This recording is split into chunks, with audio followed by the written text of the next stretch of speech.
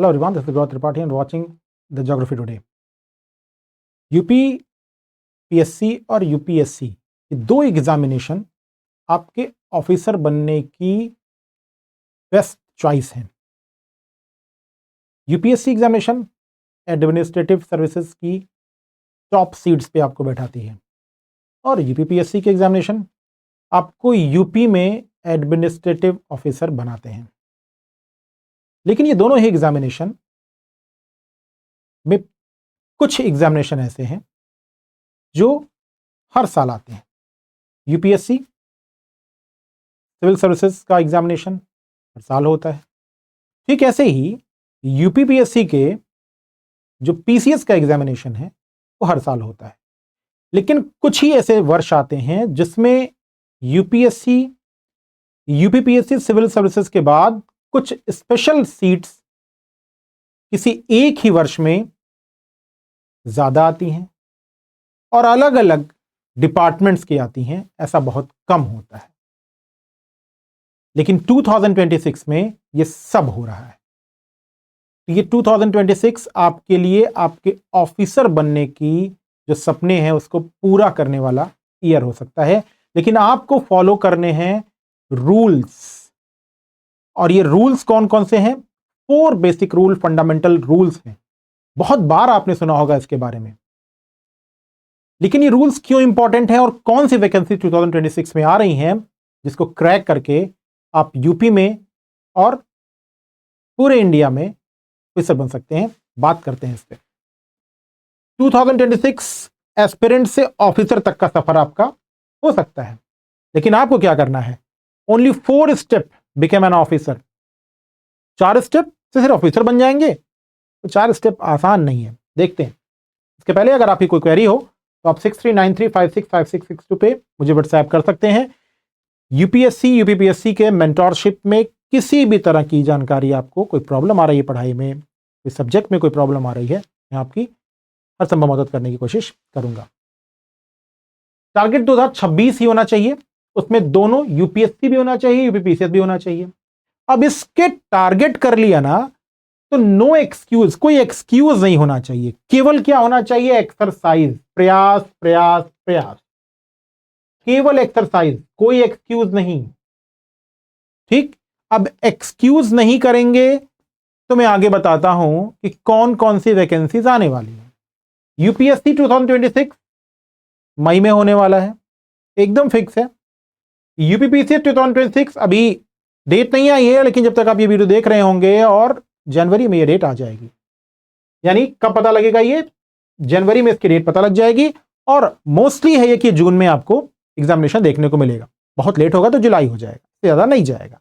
अब खास बात, ये तो वो कॉमन एग्जामिनेशन है जो हर साल आपको देखने को मिलते हैं। लेकिन जब मैंने ये बात लिख रखी है यहां पे कि 2026 एस्पिरेंट से ऑफिसर तक, तो क्या मैं सिर्फ बात यूपीएससी या यूपीपीसीएस की कर रहा हूं? नहीं, इससे ज्यादा भी कुछ वैकेंसीज हैं जो इस बार ही ऐसा ईयर होगा जिसमें आएंगी।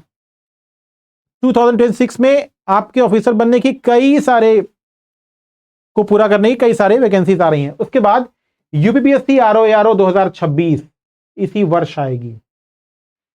उत्तर प्रदेश में रिव्यू ऑफिसर की ये पोस्ट बहुत शानदार पोस्ट है।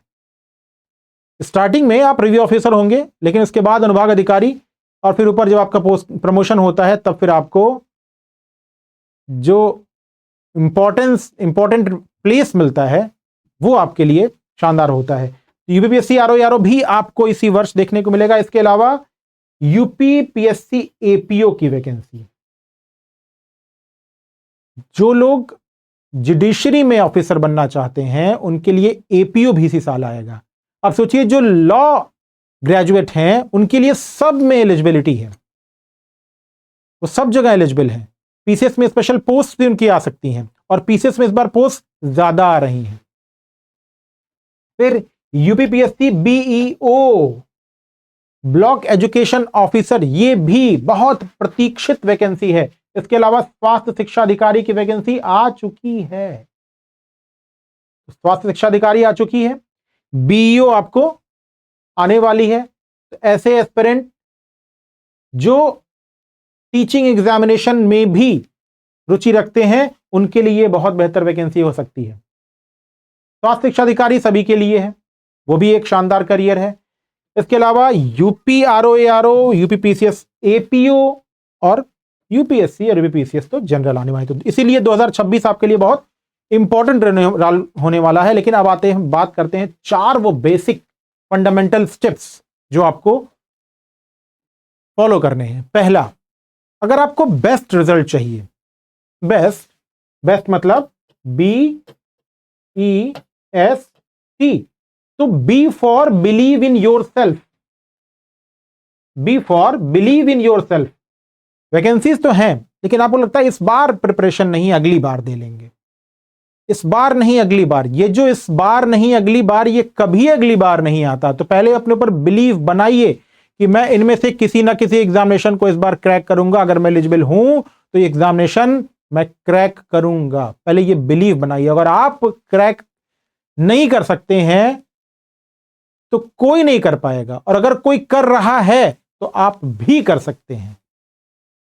तो ये बिलीव बनाएंगे तो क्या होगा। Step number 2, everyday discipline. तो बिलीव बनाने के बाद जो आप काम कर रहेंगे उसमें क्या होना चाहिए, एवरीडे। और डिसिप्लिन मतलब जो सोचा आपने, इतने घंटे पढ़ूंगा मैं जरूर, हिस्ट्री इतने दिन में खत्म करूंगा, ज्योग्राफी इतने दिन में खत्म करूंगा, पॉलिटी इतने दिन में खत्म करूंगा, पॉलिटी यहां से पढ़ूंगा, हिस्ट्री यहां से पढ़ूंगा, साइंस यहां से पढ़ूंगा। तो ये जो डिसिप्लिन आपने बनाया है ये रोज फॉलो होना चाहिए, ब्रेक नहीं होना चाहिए। और डिसिप्लिन का मतलब ही होता है इसे ब्रेक ना किया जा सके। तो B for best, E for everyday discipline, 2 word हमने पूरा किए।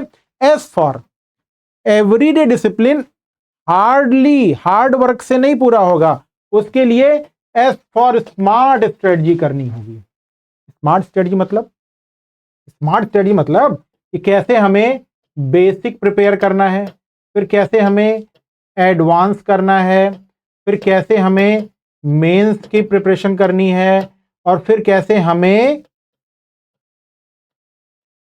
इंटरव्यू की प्रिपरेशन साथ साथ में करनी है, कैसे आंसर राइटिंग करना है।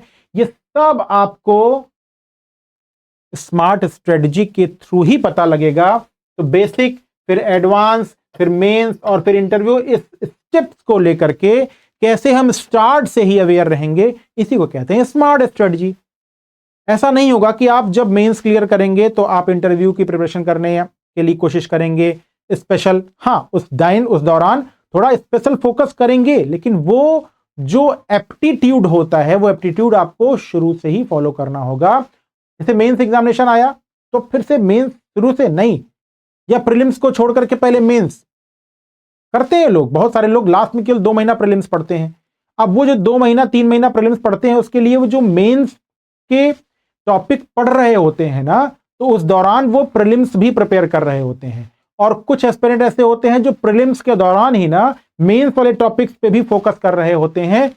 तो दोनों को बैलेंस बना के जो शुरुआत से ही पढ़ता है उसी का प्रीलिम्स और मेंस दोनों क्लियर होता है।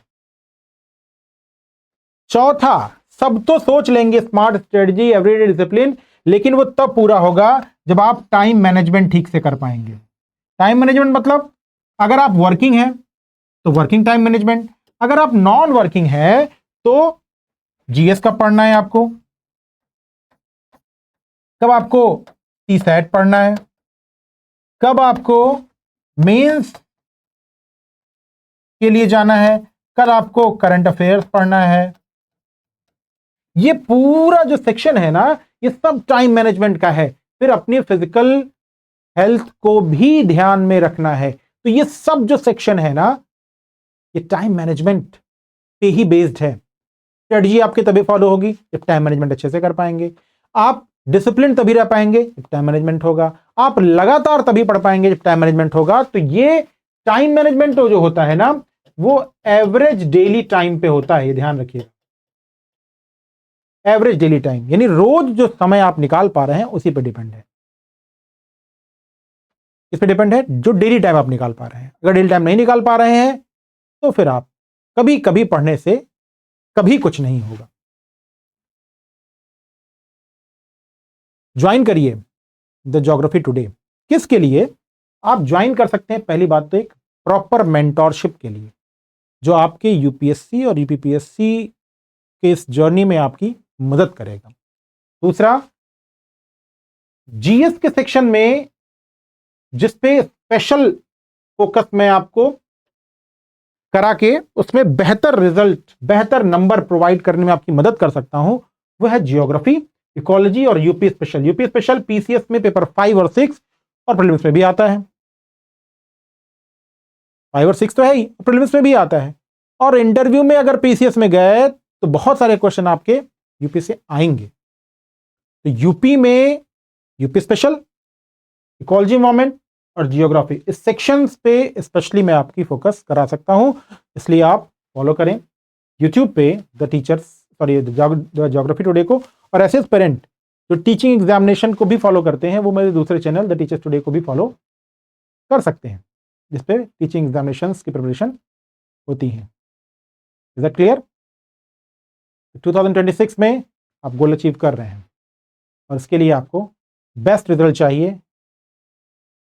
तो ज्योग्राफी टुडे को आप फॉलो करें, अपने अंदर बिलीव लाएं और 2026 में अपने जो सपने हैं उसको साकार करने के लिए अपने हर एक सेकंड को यूटिलाइज करें।